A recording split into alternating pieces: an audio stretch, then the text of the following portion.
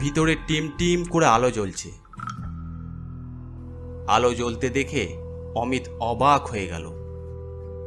কি ব্যাপার, বাবা তো বলেছিল আজ লাশ কাটা ঘর বন্ধ, তাহলে ভিতরে আলো জ্বলছে কিভাবে?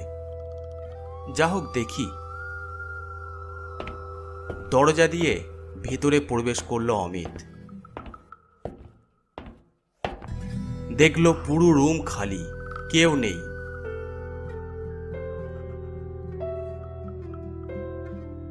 টেবিলে সাদা কাপড়ে ঢাকা একটা লাশ পড়ে রয়েছে।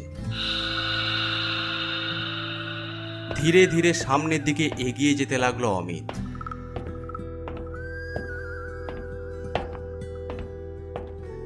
ফ্রিজারের সামনে এসে দাঁড়ালো। কাঁপা কাঁপা হাতে ফ্রিজারের দরজা খুলল। হ্যাঁ, দেখলো বিভৎস চেহারার দুটো লাশ পড়ে আছে।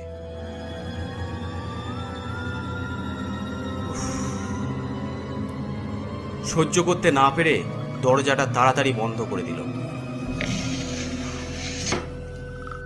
পিছনে ফিরতেই চমকে উঠল অমিত। দুজন লোক চেয়ারে বসে আছে। আরে অমিত সাহেব যে, তোমরা তোমরা এখানে কখন আসলে? আমি তো রুমে কাউকে দেখিনি। আর আর আমার নাম কিভাবে জানলে তোমরা? আমরা এই মাত্র এসেছি। তুমি ফ্রিজার খুলছো তাই আর ডাক দিইনি। তোমার বাবার মুখে তোমার কথা শুনেছি, তোমার ছবিও দেখেছি মোবাইলে, তাই তোমাকে দেখে চিনতে পেরেছি। আজ তো লাশ কাটা ঘর বন্ধ, কিন্তু তোমরা এখানে কেন? আমাদের আজ ডিউটি নেই, তাই ভাবলাম সবাই মিলে একটু আড্ডা দিই। আর হাসপাতালে এটাই সবচেয়ে নিরিবিলি জায়গা, তাই এখানে চলে এসেছি। ও আচ্ছা, আমি কি তোমাদের সাথে আড্ডা দিতে পারি? অবশ্যই। এখানে একটা চেয়ার টেনে বসে পড়ো।